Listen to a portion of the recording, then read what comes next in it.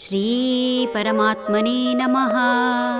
ಶ್ರೀಮದ್ಭಗವದ್ಗೀತಾ ಅಥ ಷಷ್ಠೋಧ್ಯಾಯಃ ಧ್ಯಾನಯೋಗಃ.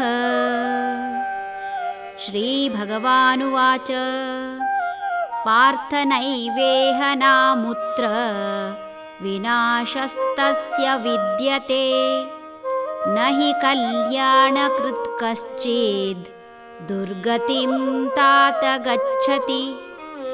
ಶ್ರೀ ಭಗವಂತನು ಹೇಳಿದನು, ಹೇ ಪಾರ್ಥ, ಯೋಗಭ್ರಷ್ಟನಿಗೆ ಇಹಪರಗಳಲ್ಲಿ ಎಲ್ಲಿಯೂ ಕೆಡಕಿಲ್ಲ. ಒಳ್ಳೆಯ ಕರ್ಮಗಳನ್ನು ಮಾಡುವವನು ಎಂದಿಗೂ ದುರ್ಗತಿಯನ್ನು ಹೊಂದುವುದಿಲ್ಲ.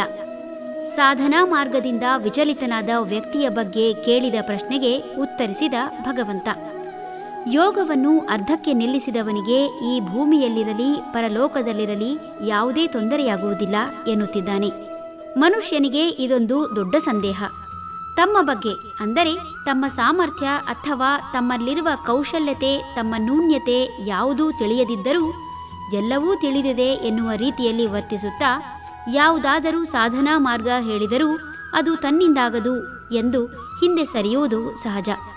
ಇನ್ನೂ ಕೆಲವರು ಕೊಟ್ಟ ಸಲಹೆಯಂತೆ ಆರಂಭ ಮಾಡಿದರೂ ಸಹ ಅರ್ಧಂಬರ್ಧ ತಿಳಿದವರು ಕೊಡುವ ಎಚ್ಚರಿಕೆಗೆ ಹೆದರಿ ನಿಲ್ಲಿಸುವುದನ್ನು ಕಾಣಬಹುದು.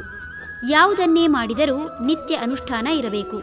ನಿತ್ಯ ಅನುಷ್ಠಾನ ಮಾಡದಿದ್ದರೆ ಒಳಿತಿಗಿಂತ ಕೆಡುಕೇ ಜಾಸ್ತಿ ಎಂಬ ಭೀತಿಪಡಿಸುವ ಜನರ ಮಾತಿಗೆ ಹೆದರಿ ಆರಂಭ ಮಾಡಿದ ಅನುಷ್ಠಾನ ನಿಲ್ಲಿಸುವುದು ಕಾಣಬಹುದಾಗಿದೆ. ಅನುಷ್ಠಾನ ಆರಂಭ ಮಾಡಿದ ಒಬ್ಬ ವ್ಯಕ್ತಿ ಅದನ್ನು ನಿಲ್ಲಿಸದೆ ಮುಂದುವರೆಸಲಿ ಎಂಬ ಕಾರಣಕ್ಕಾಗಿ ಭಯಪಡಿಸುವ ವಾತಾವರಣ ಸೃಷ್ಟಿಯಾಗಿದ್ದನ್ನು ಜನರು ಇಂದು ಅಪಾರ್ಥಗೊಳಿಸುವುದು ಕಾಣುತ್ತದೆ. ಭಯ ಹಾಗೂ ಭಕ್ತಿ ಒಂದಕ್ಕೊಂದು ವಿರೋಧ ಪದಗಳಾದರೂ ದೇವರಲ್ಲಿ ಭಯ ಹಾಗೂ ಭಕ್ತಿ ಇರಬೇಕು ಎನ್ನುವ ಮಾತನ್ನು ಹೇಳುವುದು ಸಹಜ. ಭಯದಿಂದಲೇ ಆದರೂ ಭಕ್ತಿ ಬರಲಿ ಎನ್ನುವುದು ಆಶಯ. ಆದರೆ ಭಯದಿಂದ ಬಂದ ಭಕ್ತಿಯಿಂದ ಯಾವುದೇ ಪ್ರಯೋಜನವಿಲ್ಲ. ಭಕ್ತಿ ವಿಕಸಿತ ಶಕ್ತಿಗಾಗಿ ಆದರೆ ಭಯದಿಂದ ಪ್ರೀತಿ ಬರಲು ಸಾಧ್ಯವಿಲ್ಲ. ಭಯದ ಕಾರಣದಿಂದ ಸ್ವಲ್ಪ ತಗ್ಗಿ ಬಗ್ಗಿ ನಡೆಯಲಿ, ಆ ಮೂಲಕವಾದರೂ ಧಾರ್ಮಿಕ ಜೀವನದತ್ತ ಮುಖ ಮಾಡಲಿ ಎಂಬ ಆಶಯ. ಇಂದು ಯಾವುದೇ ವಿಚಾರವನ್ನು ಅರ್ಥ ಮಾಡಿಸದಿದ್ದರೆ ಮೂಢನಂಬಿಕೆ ಎಂಬಂತೆ ಬಿಂಬಿಸುವುದು ಸಹಜ.